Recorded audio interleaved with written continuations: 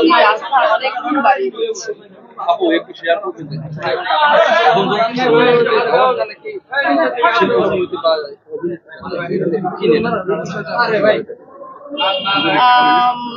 অবশ্যই এই বিষয়টা আমি ভালো চোখে দেখবো না, কারণ অ্যাওয়ার্ড তো তাকেই দেওয়া উচিত যে অ্যাওয়ার্ডটা পাওয়ার যোগ্যতা রাখে।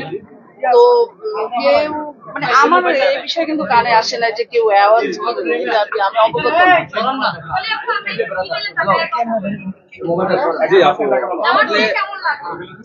এখনো অ্যাওয়ার্ড পাইনি, শুধু আসছি।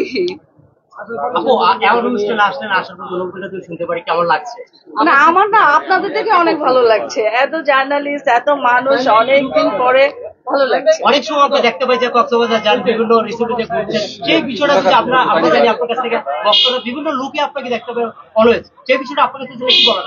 আপনার কোশ্চেনটা ঠিক না, আমি কক্সে যাই না, আমি বাংলাদেশের কক্সে যাই না, ওটা মালদ্বীপ। আপনি যে ভিডিওগুলি দেখেছেন সমুদ্র সৈকতে বিচে পানির ভিতর, ওগুলি হচ্ছে মালদ্বীপের এরিনা বিচে।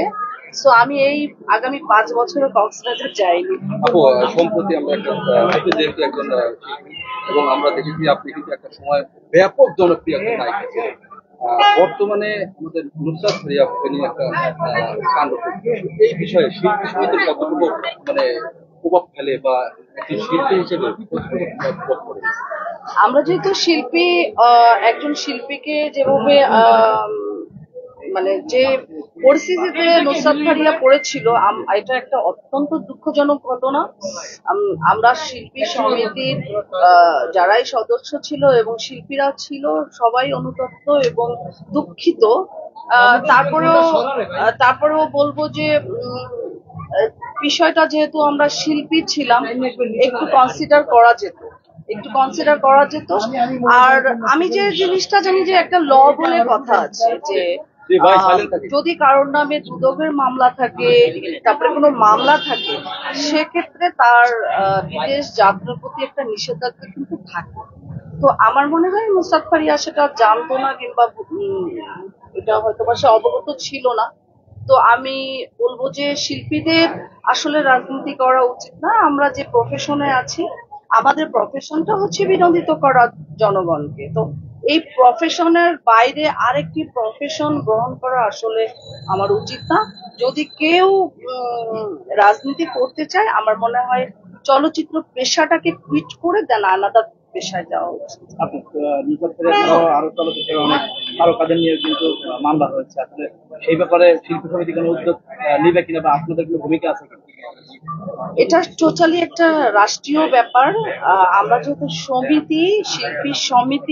শিল্পী সমিতির কাজ হচ্ছে শিল্পীদের ভালো মন্দ দেখার। হ্যাঁ, এখন যেহেতু সমিতি কেন্দ্রিক যদি কোনো মামলা হতো, সমিতি কেন্দ্রিক কোনো ঝামেলা হতো, আমরা একেবারে এটার পক্ষে কিংবা বিপক্ষে কিংবা যাচাই বিচাই করতাম, কোনটা দোষ, কোনটা অপরাধ, কোনটা গুণ, মানে এগুলি আমরা দেখতাম। বাট এগুলি তো সব মামলাগুলি আসলে তো শিল্পী সমিতি কেন্দ্রিক না, চলচ্চিত্র কেন্দ্রিক না, এগুলি তো রাজনৈতিক কেন্দ্রিক। সো এই ব্যাপারে আর কথা না বলি। শুনেন, আমরাও হয়তো একটু প্রতিবাদ করতাম, মানে প্রতিবাদ বলতে আমরাও একটা উদ্যোগ নেওয়ার চিন্তা ভাবনা করেছিলাম। যেহেতু আমাদের কমিটিতে 21 জন আমরা, সো সকলের সম্মিলিত মতামত নেওয়ার একটু প্রস্তুতি চলছিল। ইন দ্য মিন টাইম তো নুসরাত ফারিয়া ছাড়া পেয়েছে, তাকে তো জামিন দিয়ে দিয়েছে।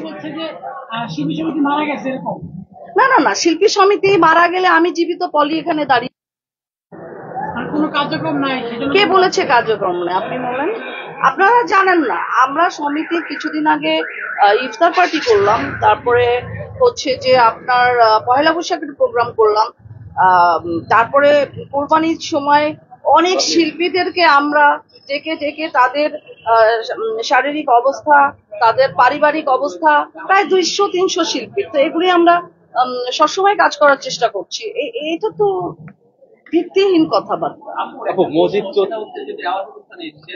আমরা জানি যে অ্যাওয়ার্ড মানে হচ্ছে শিল্পীদের একটা স্বীকৃতি, ভালো কাজের স্বীকৃতি, তারা অ্যাওয়ার্ড গুলো পেয়ে থাকে।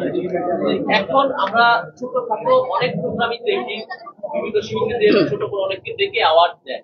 এই যে আনাচে কানাচে অ্যাওয়ার্ড অনুষ্ঠানগুলো হচ্ছে, এই ধরনের অ্যাওয়ার্ড গুলো কি আসলে কাজের স্বীকৃতি কে বয়ে আনে কিনা? ধরেন আপনি এখন যে অ্যাওয়ার্ডে এসেছেন, এখানে অ্যাওয়ার্ড অনুষ্ঠানে অ্যাওয়ার্ড বানানটাই ভুল আপনার পিছনে লেখা।